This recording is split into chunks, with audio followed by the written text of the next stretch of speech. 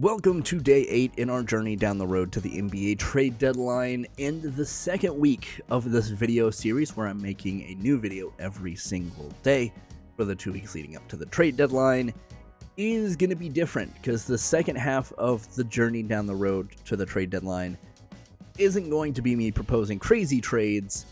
It's going to be me sitting as the armchair GM, if you will, of a team and looking at some unique trades that I found on Fanspo and kind of breaking them down and picking one, because I want you guys to pick one as well.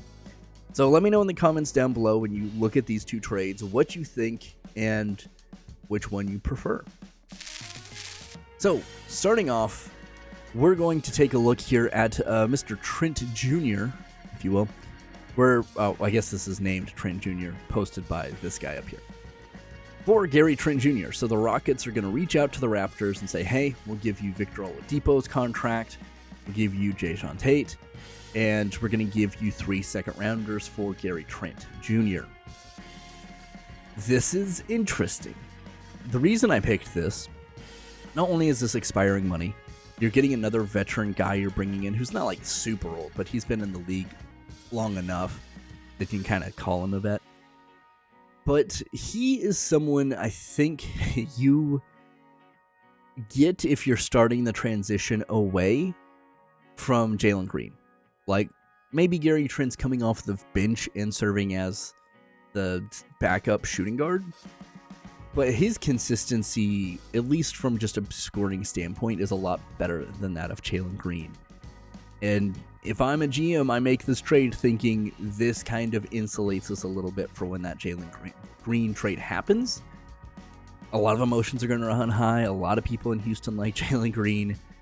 But if he's not shown in 3 seasons he can increase his efficiency or consistency, he might need to be in a different system because he's obviously not working in this one.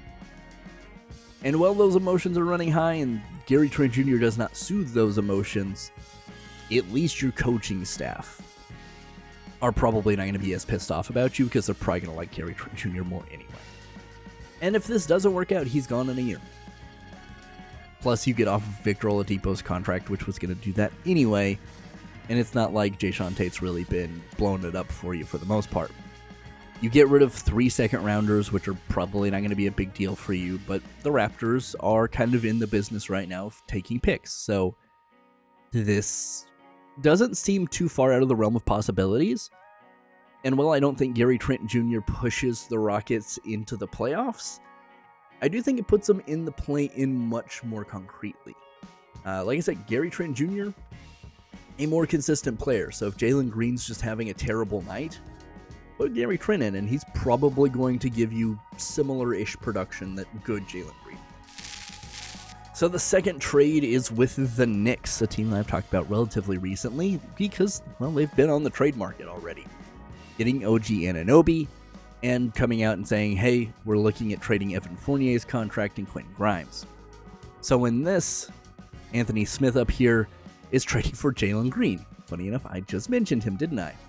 So the Rockets are getting Evan Fournier's expiring contract, his second year as a team option, so just, opt out.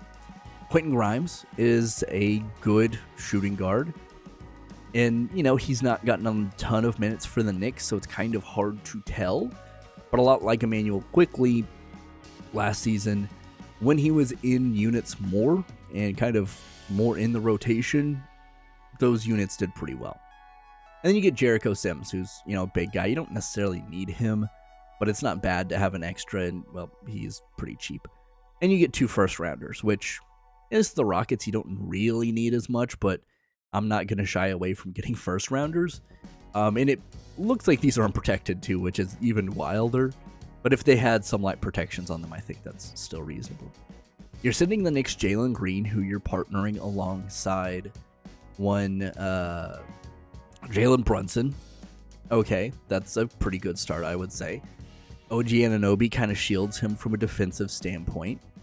And you probably still have Julius Randle at this point because I don't see him moving. So you actually get a pretty competent guard you're putting right there with Quentin Grimes.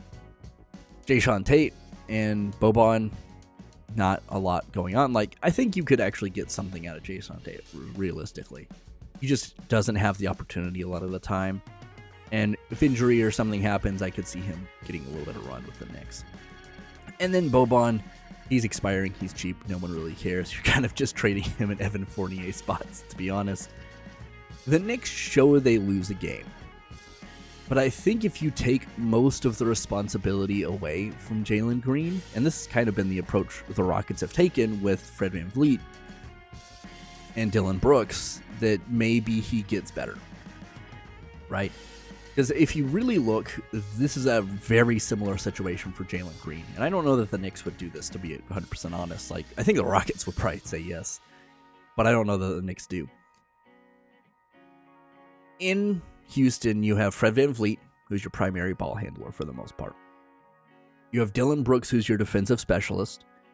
And you have Alpren Sengun, it's kind of your big body back at the rim. Jalen Green kind of has a similar situation if he goes to the Knicks. You have Jalen Brunson as your primary ball handler and primary scorer. You have OG Anunoby as your defensive specialist. And then, depending on, you have like Hartenstein, or like you want to look at Julius Randle that way, you can.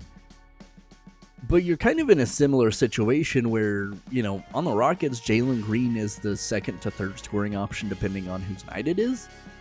On the Knicks, he's more concretely the third, if not maybe lower. That might work for him, right? Like, we've kind of seen he's not going to be the first option on a really good team. He's just not consistent enough and not efficient enough. So maybe that's what you do. Maybe you try to isolate him or insulate him as much as you can, and you get that scoring. But I think Vanspo's kind of spot on here. Is I don't think this gets the Knicks any better. Like, Jason Tate kind of helps, but these two in the Knicks system, I don't think is going to really be drastically different than what you've got here. Now, if you're the Rockets, you do get off Jalen Green. You have a player who's probably going to be slightly more consistent. His highs aren't going to be as high, but his lows aren't going to be as low either. Like, he's not going to go have a 20-point night and then have a single-digit point night the next night, right? But you're getting 2 first-rounders out of it. So if you're the Rockets, you're probably, especially if these don't have protections, 100% saying yes. Even though the Knicks are probably going to be good, you could probably repackage these if you want to go get somebody different. And if you're the Knicks, like I said, you're just not getting as much value, I don't think. But like I said, let me know. Do you like this trade more than the other one? Do you want Jalen Green on the Knicks? Or do you want Gary Trent Jr. to replace Jalen Green from a rotational standpoint in certain situations? Let me know. I really look forward to see what you guys have to say, because I think this is going to be a really interesting little format here. And, well, I'll see you tomorrow.